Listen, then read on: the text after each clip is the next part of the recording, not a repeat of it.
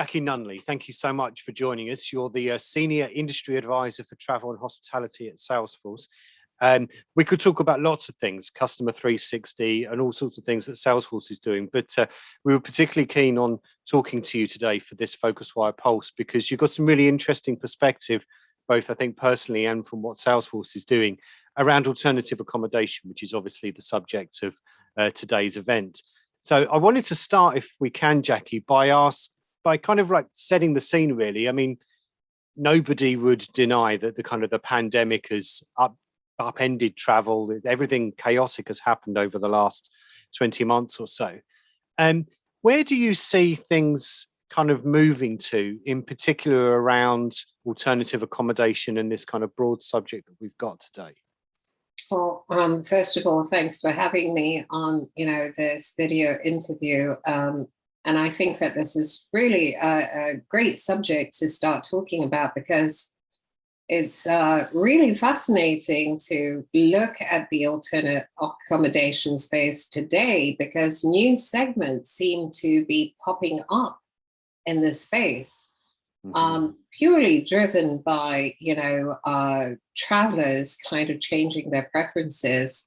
And that could be around, people relocating, many of whom who need, short-term housing while looking for permanent space.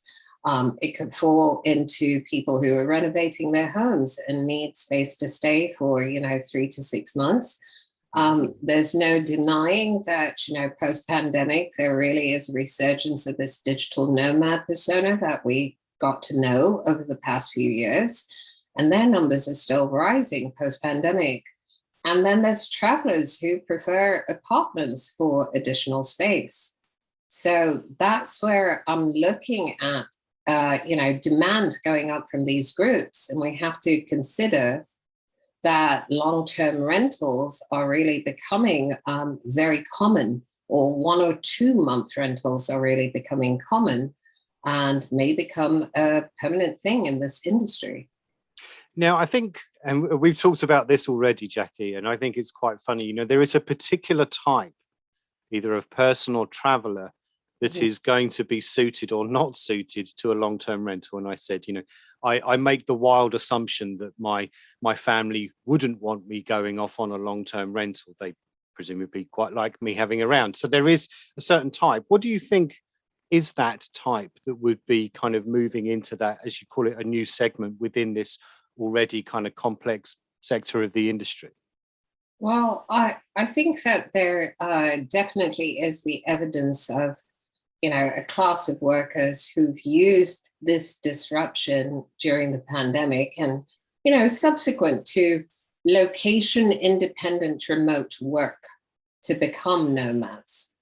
So I think that when we're looking at this type of traveler, the responsible ones, I think I read somewhere that the responsible ones have chosen, a new home base. And we've seen that movement in the industry, but many are still planning their post-pandemic moves. So it's inevitable that remote or work from anywhere is really going to allow more and more people to become digital nomads, especially as travel restrictions get lifted. But it's also the disruption that is allowing for this. It could be lifted in a certain area. That means it's okay to go. It could be restricted in a certain area, which causes the longer term stays. So all of this is converging into this type of, maybe we should even look at it and say maybe the nomad persona is changing and flexibility is being introduced that determines how long or how short their stays are. Yeah, that's interesting. I mean, there should be, or there needs to be, always a word of warning or a kind of let's just have a caveat here. Whenever there's a trend, we say, okay, is this a trend that is here and now because we're emerging from a pandemic and people are thinking differently? Yeah. And, we get to the middle of 2022 and we'll be saying, do you remember that time on that Pulse last year when they were talking about nomads and long-term rentals? Yeah, that was a flash in the pan. I mean, but do you sense that this is something that is here for longer than just the short term, Jackie?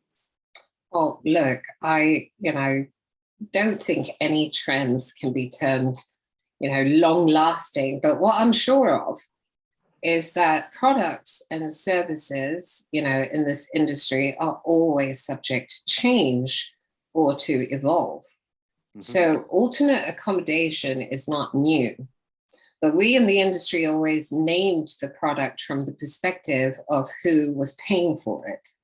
And that product's evolvement, so to speak, is always based on which segment it was introduced to as travelers' tastes and their behaviors also change.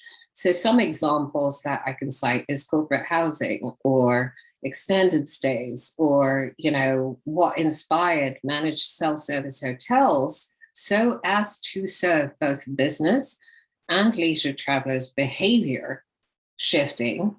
And that was what, these travel companies actually used to determine what sort of products they would put out there. But the point is today, there's a lot of evidence around travelers wanting to travel how they live. And this all ties together with this new or evolved nomad sort of behavior. Yeah. So if we take a step back then and ask, what does, and if such a question can be answered, but I think it's worth at least trying to kind of detail, what does hospitality mean now? How do we define it? Because I think that the answer to that kind of plays out in so much of what we're talking about and what other people at our event today are also talking about. Hospitality is different now than what it was, right? True. So when we think about hospitality, or we're thinking about alternate accommodation with a different sense of approaching the subject, or a different frame of mind, we take the convergence of product, traveler behavior, and travelers' needs into account. And of course, what drives the industry, I.E. choice. But one advantage that the alternate accommodation space has is that it was mostly digital, and it was driven from, the booking or pre-arrival stage, the location, the accommodation, the experiences, etc. But what it taught us was that this growing segment of travelers post-pandemic actually prefer this method of stay. So we asked why. And it's because the driver is our own pandemic behavior, which taught us self-reliance, made possible through technology, to access conveniences that we wanted. And where it starts to get really clear is how to meet the needs of this particular type of traveler by extension of that digital self-reliance throughout the stay, and which is becoming a priority for, property selection for travelers, for example. So travelers want a high digital touch throughout their journey. And no, we're not going to lose the traveler post-pandemic, because they too have evolved, but their digital expectations have become really urgent. So the industry used the most hospitable way of throwing people at a problem, and now is faced with labor shortages. And a symptom of post-pandemic behavior is that this audience doesn't necessarily want to interact with other human beings unless explicitly needed. I think it was you who said, the greater number of hospitality decision makers, including owners, operators, etc., have come to realize that this post-pandemic era has provided a great impetus towards change and disruption, which is unlikely to reverse. And there's a rise in expanded platforms and technologies that can really help these travel companies augment or create these new products to creatively address or accommodate these changes in their audience's needs. So I think that, just tying it back to what hospitality means, we really have to start to look at it in its totality to understand what solutions to apply that are going to resonate with how travelers are thinking about travel these days. Could you perhaps expand a little bit on some of those solutions that might be useful for our audience to be kind of aware of then? Sure. So With the convergence of business, work from anywhere, and leisure, we saw a great spike during the summer. But we also saw that travelers' needs can vary widely. And, travelers now want companies to understand their intent, their motivation, their sentiment to meet the minimum of what leads to their loyalty. And, post-pandemic, we've seen new hospitality business models like subscription offerings come into the fray. And they've thrived in this alternate accommodation space where they're taking this into account, not just the traveler end, but the operational end too. So if travelers now want to travel like they live, it isn't about individuals just renting out their properties in the space. Understanding how all of those components of real estate, of location, of inventory options and offers, how these all come together is key. But the right technology that really helps build on an ecosystem of relevant partners and nurturing those relationships in their totality is really what is going to foster real and lasting loyalty to the brand. Yeah, I think what's always been quite interesting is that often alternative accommodation has been suggested that they learn from the hotel sector. Mm-hmm. So because that is the kind of the stalwart of hospitality as you go to a hotel and things like that. Yeah. But I think that is changing because alternative accommodation is just kind of omnipresent. It's not something that you think is like this wild idea, let's go and stay in an Airbnb or any of its kind of rivals. But I wonder now whether, and I don't want to get too much into hotels, but I think it's an interesting point, is that I think hotels might be starting to learn from the behavior and the tactics of providers in alternative accommodation. Would that be fair? Oh, yeah, definitely. I think that both these spaces can learn from each other. So we look at hotels and the labor shortages. And of course, turning towards, some of these digital solutions that already exist in the alternate accommodation space, become key. So we could take simple examples like food delivery and lockers, and being able to, expand on all of the digital contactless, touchless technologies that have been introduced into the hotel space as well. Not at scale yet, we're still getting there. But all of these options have been quickly adopted by the alternate accommodation space.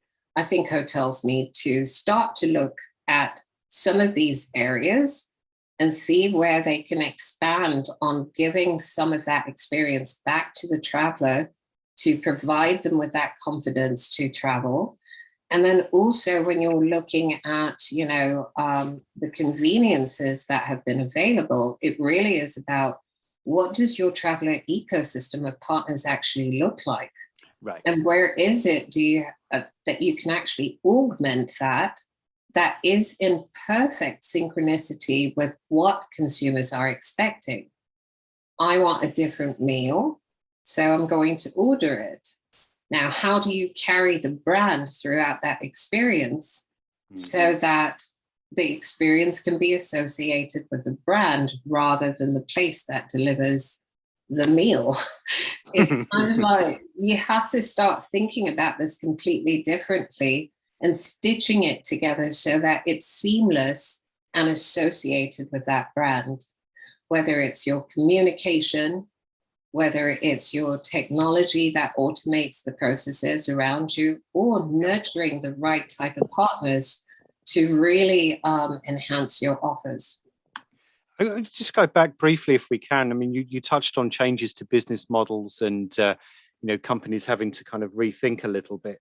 There are some companies, and you talked about subscriptions, that have introduced or enhanced their subscription services. And on the back of that, they've added entirely new divisions to help with what they think will be happening next. So an example in the alternative accommodations sector is a company that has got a subscription system, but it's now working with its owners or property management owners to become almost like an estate agent, as we would call it in the UK, or a real estate in the US. And that's something that perhaps they weren't even considering a year and a half ago, is kind of like bolting on these new divisions and services. Do you see that as something that companies will be forced to do, or think it's a nice thing to do? I think they'll be forced to pay attention. Yep. So if you look at the alternate accommodation space, where they're already doing this, and they certainly have the results where they've been extremely successful with these business models. You look at the hotel space, and they've been doing this forever. Yeah. Take tour operators, for instance. How do tour operators actually nurture the relationships with their guides? How do you continue to, support your entire ecosystem? And guides are typically, outsourced. They know the area. They know the best things to do. How are you nurturing them through the use of technology to keep them loyal to your brand, but to also continually deliver that good experience to your, travelers who are using your company? If you look at the ecosystem right now, there is a drain of actual knowledge because that's kept with the tour guide. So your business is really not, capitalizing on what you could actually learn to make that tour guide or tour operator's life a little bit easier. So this is where technology and knowledge, come together. So it's not really only about new business models, but taking a look at your current business models, identifying where the gaps are, and then utilizing technology in a way that actually enhances your relationships, your partnerships, and your customer experience. So as we come to the end of our chat here, Jackie, two final points, really. Sure. And I'm going to borrow a phrase that you've used a couple of times when we've been talking prior to today, and that's, if you're not watching how people are changing, you're going to miss the boat. Absolutely. And that must be a really obvious thing to say, but it's equally quite a scary thing for travel brands to kind of get their heads around, right? Because they're too busy trying to just get operations back up and running. Right. So it really is about, the focus on, we can't deny the focus on, revenue is extremely important, especially after, our COVID year or experience. There's also been an incredible amount of demand that has kind of supported the fact that we had to catch up revenue-wise. Right. But now that travelers have kind of, gotten their fix, their revenge travel fix, it's a little bit of a return to normal. And if the behavior does not match the expectations of what you are delivering for travelers, you're going to lose out because loyalty has really reset. We've seen different segments. Take the cruise industry, for instance. We saw a lot of cruise industry folks move to, we saw a lot of casino industry folks move to cruises, or right. Cruises move to casinos. We saw an exchange of segments. So what are you going to do? How are you going to augment your experience to keep that particular traveler within your business segment rather than have them return to another? So we have to think about it in a way where to foster loyalty, you've got to meet the demands of customer behavior. To understand customer behavior, you've got to understand where they're coming from and what they expect. And then how to augment that with technology that actually allows for a better customer experience. And it goes back to the beginning of our conversation. What does customer experience really look like in the future? Are we needing to redefine what customer experience is in the hotel space, in the alternative accommodation space, in the additional spaces? I think that if you're not looking at how your consumers are changing, if you're not looking at behavior, you're really going to miss some important points that allow you to be able to thrive in the future. Okay, and that's a almost fairly profound way for us to end our interview then, Jackie. So Jackie Nunley from Salesforce, thank you very much for joining us on PhocusWire Pulse this time. Really appreciate it. Thanks so much.